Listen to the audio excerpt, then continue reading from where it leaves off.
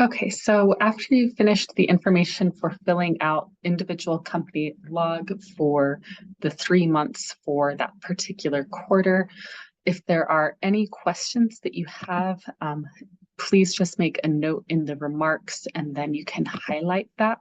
We'll just highlight that green for any questions. So with that, inputting any information in the remarks.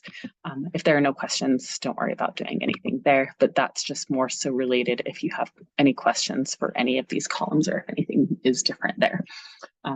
So for the next step after individual company log, we're going to come over to individual company tally. And the information that we'll need from individual company tally is going to be the particular day of the tour, how many trips, and also how many people. So we'll come back here to Q1 and we're looking for the tour name by L number. And we'll start just by going down each column within the particular row. So let's first look to see if there's anything for L1. Just going to use Q1 as an example. It's already filled out, but we'll go through that together. So we'll go back to individual company log, and we're going to look for everything in column B that has L1. So again, it's not L10, but you're looking just specifically for L1, not L1C, not L1A, just L1, because those are separate ones that we'll need to do later. So again, just looking for that L1, and you might have ways of how you can sort this information with Excel, as long as nothing else gets sorted with the actual date and the number of people. From everything else for column C, D, E, and so on, just so that everything stays succinct. So I know that there are a few different ways to do this. So we've got this one for L1 on March 22nd, and then scrolling through. Let's see if I missed one up here, L1. So these ones can be kind of tricky to find sometimes when they have duplicates in there, but because this one is L1 as well as L1B, I'm going to mark this also for L1. So we have 2 times in the quarter that we went to L1 on 2 separate days. And so when we go to the company tally, I'm going to mark number of days is 2, number of trips is 2. This number would be different for the number of days, for example, if, say, on March 22nd, so 3 of 22, we also went to L1 on that same day, then it would be 1 day for those 2 trips, but you would still have 2 trips. And then you would mark that in the company tally here for days or trips. And as far as the number of people, regardless if it's the same day or on different days, you're going to add the number of people from those, whatever L1 is, or the one that you're working on.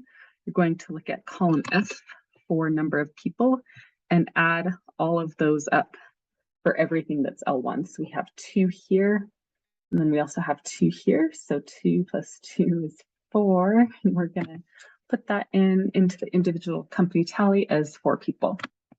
So you might have a way in how you can sort through this information better in Excel through the different formulas.